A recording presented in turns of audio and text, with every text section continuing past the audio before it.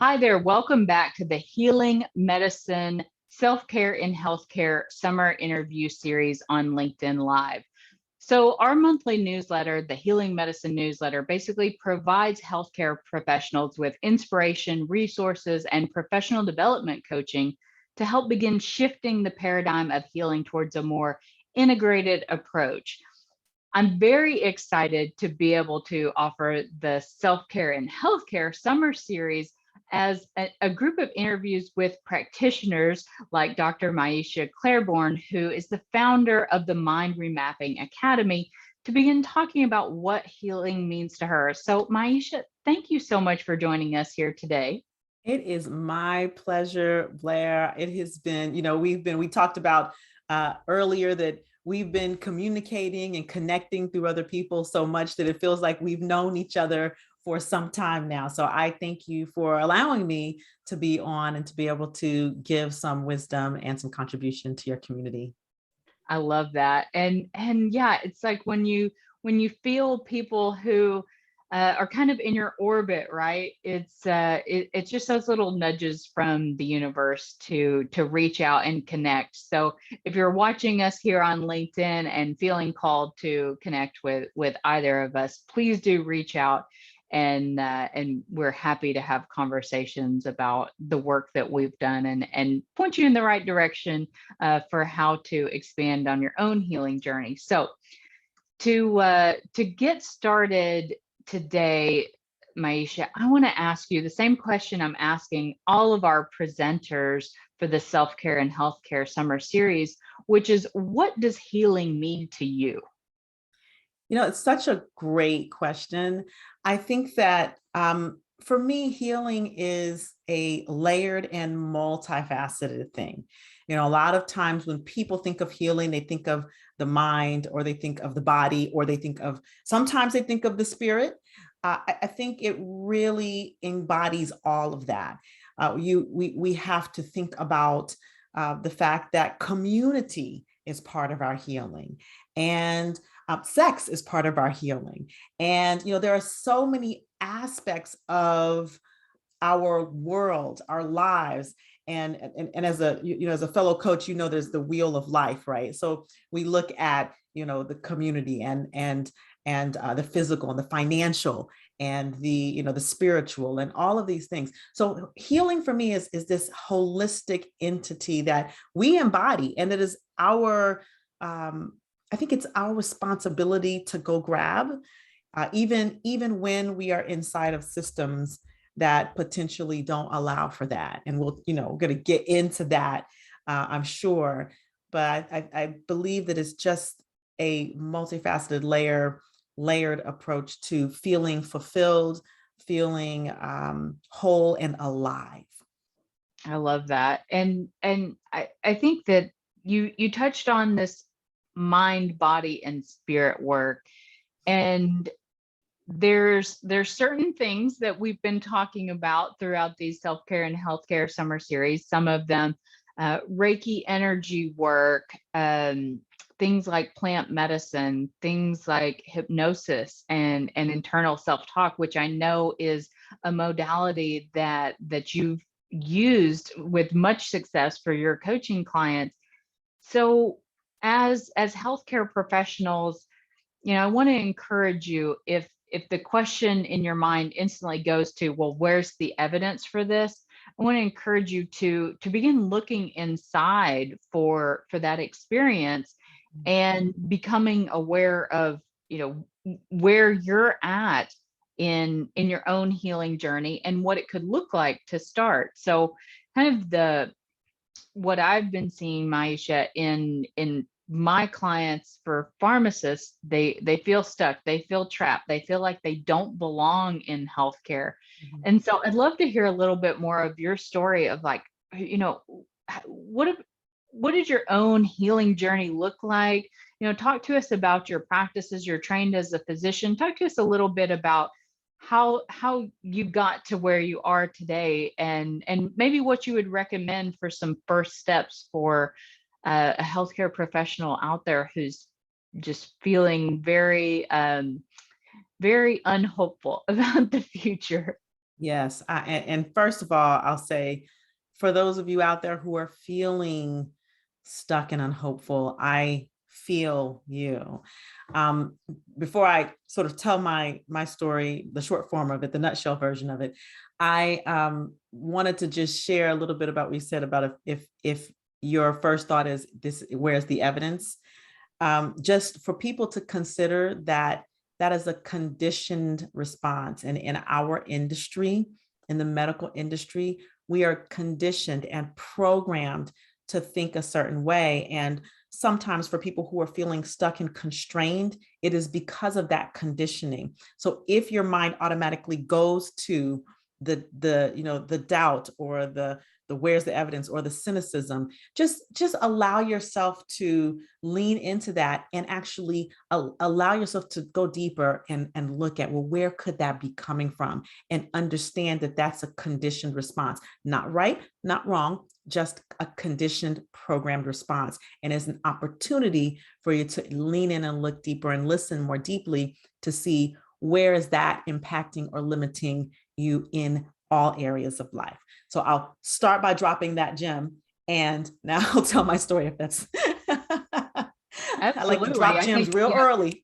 that, if you guys missed that, write that down. When you're feeling those feelings come up, leaning into it and asking yourself the question, where is this coming from? Where is the questioning? Where is the anger? Where is the frustration? Where's the emotion? And just leaning into that and asking where it's coming from. Powerful golden nugget already. I like to give quick wins, Yeah. So yeah, just a little bit about me. As you alluded to earlier, so I'm a medically trained, I'm a family physician was my specialty, my trained specialty. I am integrative all the way in background. So I came out of residency. I joke and say I've never had a real job beyond residency. I have always been independent, an independent contractor. Started my own practice right out of residency, failed, by the way, and then went off to New Zealand. I could say eat, pray, love, but what I actually did was work. Worked and eat, pray, and love, and had fun. And then I came back and started my practice a second time, which was successful over 10 years in integrative medicine, cash-based practice. For those of you who are old enough to remember, I started that practice in 2007. In 2008, we know what happened. The market crashed. And I was able to successfully build that through the pandemic. And what I'll say is that was mindset and internal talk, and a knowing and a determination that this calling at that time, which was to really expand people's view of what healing and especially holistic healing was, that it will be. And I say that because it speaks to the power of our own internal thoughts, which I know we're getting to, but it's a theme throughout my life. So I started my practice in 2007. About 5 years in, I started to get the inkling that clinical medicine was not going to be the end all be all for me. I loved what I did. I loved seeing patients. I loved the integrative aspect of what I did, the Western combined with the acupuncture and the coaching and the hypnosis and all of those things. I was getting amazing results with my patients. And for me, I felt like there was a bigger impact that I could be making. And I started to hear about this thing called burnout. And I was researching, well, what's the source of that? So as a family doc, if you don't know by now, as a family doc, we are concerned with the root cause of anything. The old school ones. I mean, I can't speak, I know how medicine is today, and that's a whole other show. But we are concerned with the root cause. So I'm like, what is the root of burnout? Why is this happening? And I think, again, that's multifaceted. But what I discovered was part of it was the nature of our training. And I mean like physicians, pharmacists, nurse practitioners, PAs, whoever's listening, even like, leaders, there's a particular way that we're trained that conditions and programs us to ignore our own needs. and to put everybody else first. Now, understand you have to have a particular programming, I think, to even choose the healthcare industry that has a predilection to that. But that this sort of, if I might say,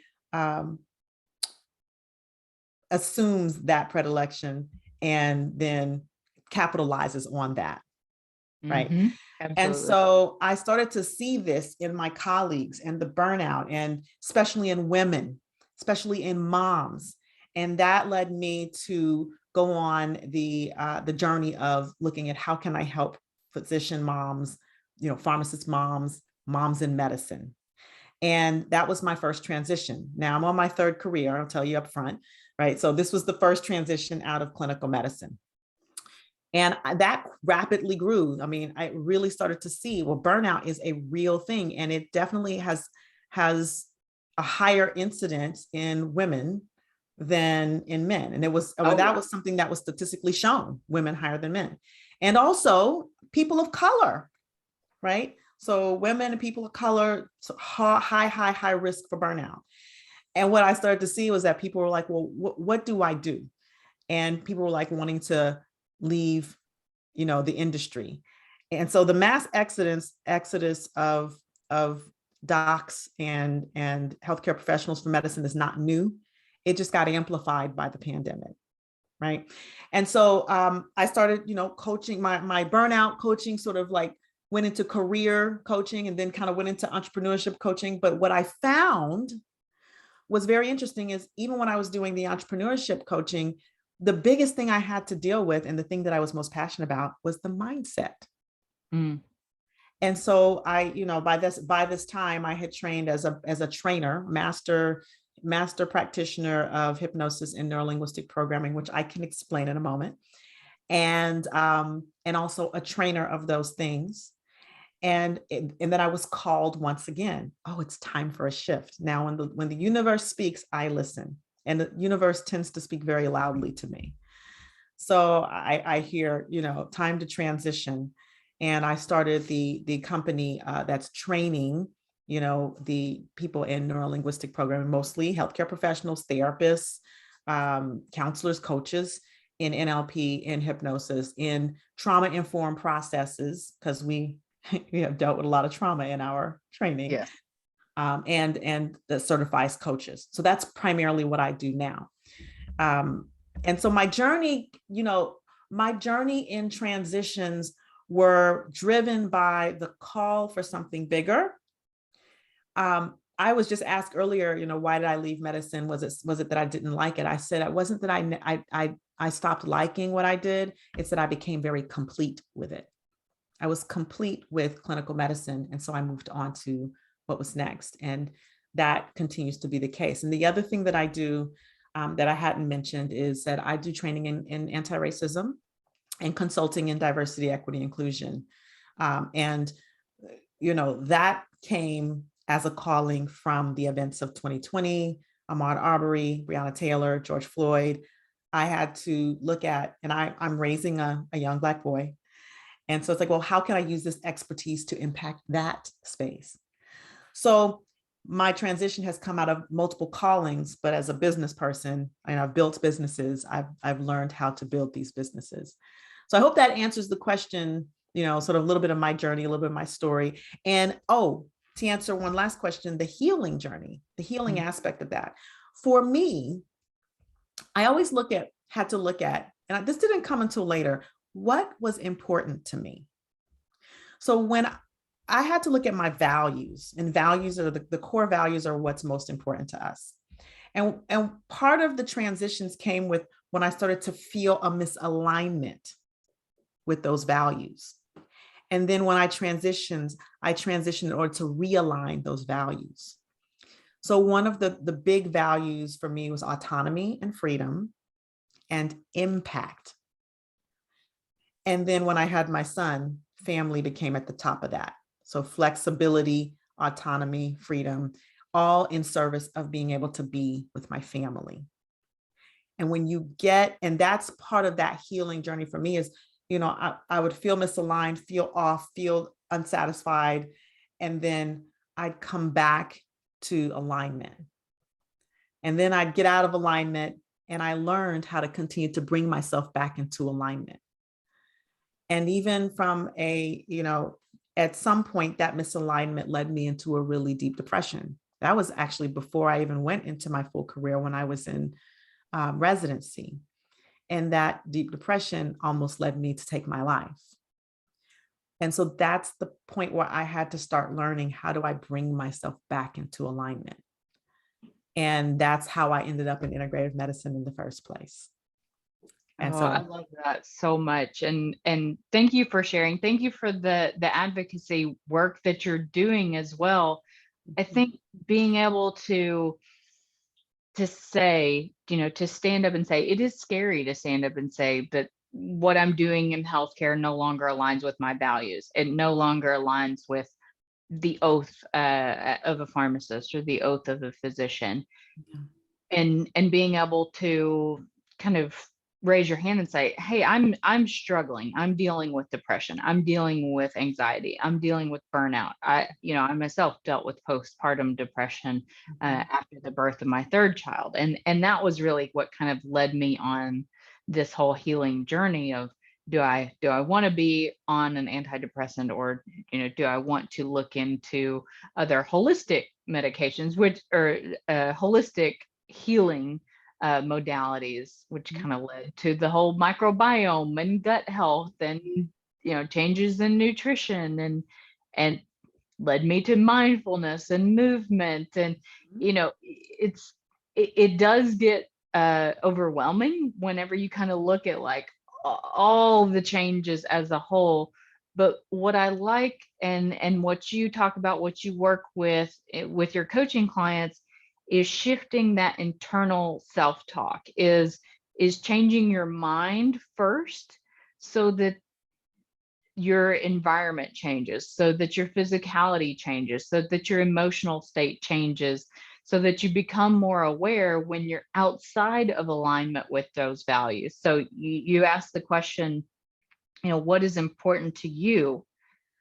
And I think it's important that we give ourselves the time and the space every single day, even though we're busy, a lot of busy moms, a lot of us are busy healthcare professionals, to begin creating that space. So how do you recommend for healthcare professionals who are busy, who maybe are facing burnout, they're may be facing mental health challenges as a result of the pandemic, or as a result of other things? I think there's this collective trauma around the pandemic that no person on earth has been unaffected by it. In one way, it could serve to bond and bring humanity closer together if we look at it in that way. There's definitely a shift that I feel is happening in medicine. And so, as you're talking about integrative medicine and the path forward, what would you say would be kind of the first step to shifting that internal self-talk for a healthcare professional who maybe aren't even aware of the condition responses that we talked about in the beginning, to just be able to explore from a place of interest, just curiosity? Absolutely. Well, so in some 12 steps programs, there's a slogan: awareness, acceptance, and action. So there has to be that awareness, a willingness to be aware of the fact that there is conditioning, right? Because there's these stages of change. There's first there's pre-contemplation. Well, that's before you're aware. But when you say, listen to this podcast, and you hear the various speakers talking about it, well, that raises an awareness that brings you into the stage of contemplation. So then now you're contemplating, and you lean into that contemplation. And one of the things to contemplate right away is what's important to you. Because when you get what's important to you, and then this is the exercise I often do in my talks with organizations or my workshops, is what's important to you, and then what is what are you actually doing? Because oftentimes people will list the things that are important to them, and they'll, I ask them, write what's important to you in first of all, what areas of life are most important to you? So like, what areas of life are most important to you? Then what are the areas of life that you're actually living out, focused on? And then look at the misalignment of that. Because once you see it, then there's the awareness of there's something to do. Now, what there is to do might be varied. You might engage in coaching with you or myself or whomever, like to get you back into the space of, well, how do I create that alignment? Right? Then once you kind of get a sense for, okay, this is what's important to me, and these are the places where what I'm doing in real-time life are not aligned, then there's the how to align it, but there's dealing with the limitations of your thinking around what's possible for realigning it. And that is where I do a lot of my work. Gems are. Right? That's why it's, oh, well, if I do this, people will think, or, oh, I can't possibly do, or, oh, they'll never give me, or, oh, all of it. Oh, I can't possibly build a business, or, oh, all of these things. My spouse won't help, or my spouse is already thinking this, or nobody's going to pay me cash for my expertise. Right. Or my kids are not going to help me at the house. Or I don't have any, I'm all alone. There are so many things. And that's a lot of the work that I do, is like helping to, number one, tease out all of those little things. But number two, helping to like really help people see, well, those are just thoughts and they're not true. And where do they come from? What's the source of them? What's the unconscious source? Who implanted those? Because you weren't born with that conversation, right? And then we get rid of the source of that. And so you got to like get clear about what is your limiting thinking. And then, rather than beating yourself up about it, because this is a thing we do, especially women, just accepting like, oh, this is where I am. Now, this is where I am. Now there's something to do about that. Now there's some work to do. There's a workshop to go to. There's a training to go to. There's a coach to hire. There's a therapist to engage with. There's a whatever it is. There's a book to read. There's a podcast to listen to start that journey, right? And that's preparation. That's when you're moving into the preparation phase. And then you're ready to take action when you set up the structures, the internal conversational structures, as well as the external workability structures, to be able to take the action that you want to take to fulfill the goal that you want to fulfill. And you have a support system around you to do that. Then guess what? You do that, right? The question is, how do you get through the mindset stuff, right? And I say, not alone. No. Because that is what we've been conditioned to do, is to take it all on our own shoulders, to take it all on by ourselves, to keep it hidden, because there's a huge stigma around struggle in our community, right? And to try to fix it ourselves. But the problem with trying to fix your mind yourself, it's your mind. And there's huge blind spots. So and that leads to shame, that leads to a lot of shame in like, I should be able to figure this out. I'm a smart woman. I'm a high achiever. Like, I should be able to get over this. I shouldn't feel like I'm feeling. I shouldn't need that, right? Yeah. Let me tell you about, let me tell you about that. Why you should not. It's like, that's the whole blind spot. That I should, that is the blind spot right there, right? The I should be able to. And that I should is the whole reason. That's the whole thing that limits people. Like, I should be able to do this all by myself. I shouldn't need help. That's the conditioning. That's the programming. And I love, you mentioned being able to go through it together and the need for community, the need for connections. I also really feel that our patients are looking for that from us too. Yes. So that's part of this whole Healing the Healer initiative that we've been talking about with the Healing Medicine newsletter is, Mhm. you know, hurt people and healed people heal people. Right. And if you believe that and are, are ready to really step into owning this new identity of seeing yourself as a healer, not just a healthcare professional, but a healer Mhm. who is able to kind of serve body, mind, spirit, Mhm. and dig into the real source of compassion and connectedness with another person. That's that's what I think is really missing Mhm. in the healthcare system today. So that's really the root of what we're talking about in beginning your own personal healing journey so that you can kind of wipe away some of the preconditioned responses. You can reimagine, if I were to practice with autonomy, with freedom, with all the knowledge and past experiences, both good and bad. There are challenges that you've overcome, and instead of keeping those struggles with depression or whatever that has gone on in your past, instead of feeling shame around those things, to be able to process them and talk about them in a way that is healthy and Mhm. is helpful for other people. I think that's really the root of what we're talking about today, Mhm. is leaning into, what do I have to say? What do I have to offer? And starting with, patient number one would be yourself. Absolutely.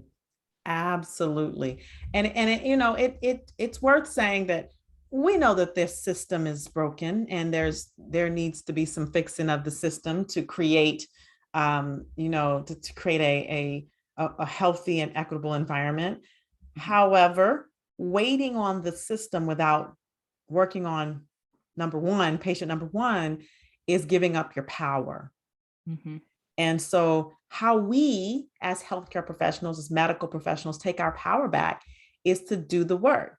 The system's broken. The system is made up of what? People, Mm-hmm. right? And if we're in the system, we're part of that system. So then when we begin to come back and look at our own, the ways that we can take power back into our lives, into our practices, and back to our patients. And believe me, we were taught in medicine, oh, you have to, maintain an emotional distance. And that's true to an extent. But let me tell you how many times I've hugged patients and cried with patients because they want to see our humanity as well. Right.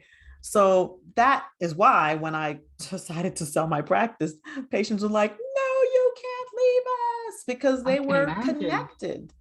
Yeah. Right. So, that's not to say we get enmeshed. And I think that's understood. But I think we have been trained not to show our humanity to the public.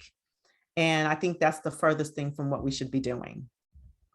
I love that. And really a lot of great food for thought being brought up here. So, in closing, leaving our audience, you've talked a lot about, getting to the source and getting to the root of this internal self talk, the preconditioned ideas about what you can and can't be like as a healthcare professional.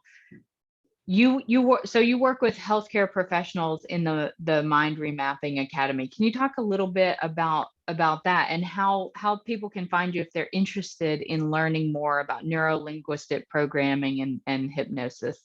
Absolutely. Let me quickly just define neurolinguistic programming and hypnosis, because I know I said I would, and then we went off into our wonderful rabbit hole. So, NLP and neurolinguistic programming is it's a modality, it's a way of being, um, a collection of tools, not anything new, but things that have historically have evidence behind them, language and based in cognitive and neurocognitive sciences of how we use our language, our internal and our external language, to reprogram our thoughts, behaviors, and actions, to empower ourselves, to stop unresourceful habits, to delay procrastination, and to be able to communicate with people and listen to people in a way that really connects us and makes a difference.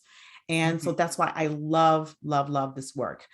It can be utilized in all aspects of life. So a lot of times my students will come and they'll do it because they want to get certified as coaches and use it with their patients, but then they like have transformation with their children and their spouses in the process, right?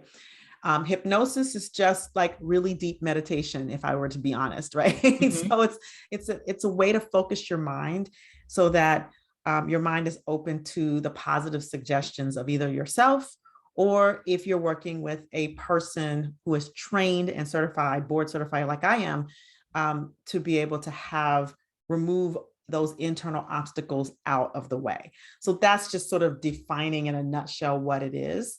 How I work with people one-on-one, I mean, a lot of times people come to me who are struggling with, again, self-doubt, imposter experience. I hate imposter syndrome because it makes it like it's the onus is on the person experiencing it. So I use it, imposter experience, who are struggling with, the fear and even like trauma, like old anger and old shame and hurt and guilt. So I work with healthcare professionals to move them beyond that, because a lot of times those are the obstacles that sit in the way of them like really taking off and realizing the goals that they've set for themselves, whether they be personal or whether they be professional. So that's how I work with people one-on-one. And then, a lot of healthcare professionals are like, oh my God, I could use this in my professional life as a coach, as a practitioner, as a, therapist, as a doctor, physician with my patients. And so it's teaching them the tools, pulling back the curtain of how the brain works, how the mind works, why you do what you do. And in the process, as you learn it, you also actually get the transformation, because of course, in the training, you're practicing the tools, you're being the client. So it's a transformative training that allows you to actually become aligned as well. So that is the training aspect of it. People who are interested in either can contact me directly on LinkedIn, message me. If you want to connect with me on any other platform, I'm on YouTube. I have lots of videos and things like that. It's /Dr. Maiysha for any platform that you want. I'm not snapping and I'm not chatting. So LinkedIn, Facebook, Instagram, and sometimes Twitter and YouTube, /Dr. Maiysha. And then my website is mindremappingacademy.com. So Mind, MIND, Remapping, REMAPPING, Academy.com. And you can schedule an interest call. You can learn more about me there. And it's been a pleasure. I love that. And thank you so much for sharing. So we have some mutual clients, we've got some mutual friends. So it was really fun to get to dig into a little bit more of your expertise and some of the stuff you said around, it starts with a personal transformation. Maybe people that come to me want to start their own business, and the work that ends up coming out of it may be transformation in, the way that they parent, or the way that they connect with their spouse, or the way that they show up at work and as a leader. So you have kind of all these ripple effects that begin happening in your life when you start on the healing journey and start really exploring self-awareness and mindfulness about the way that you speak and the way that you connect with other people and the way that you really listen. And I think that was one of the things that came up for me the most when you were describing neuro-linguistic programming. It's really about wholehearted listening for for being able to connect with people and connect with patients. And again, that's the most important thing in healthcare. And I think that's the thing that we're lacking, is that deep connection with patients, and that sense of trust and being in good hands. So there's implications, both professional and personal that can have a huge impact on your life and on your career. So Dr. Maiysha, thank you so much for joining us here today for this LinkedIn Live Summer Series for Self-Care and Healthcare. It's been a wonderful experience hearing more about your work. And so I want to thank you for the encouragement and for some of the questions that we can begin asking ourselves and then listening hard for the answers. Yes, well, it's been my pleasure. Thank you for allowing me the opportunity to be a contribution to your listeners. And hopefully, this is something that we can do again sometime.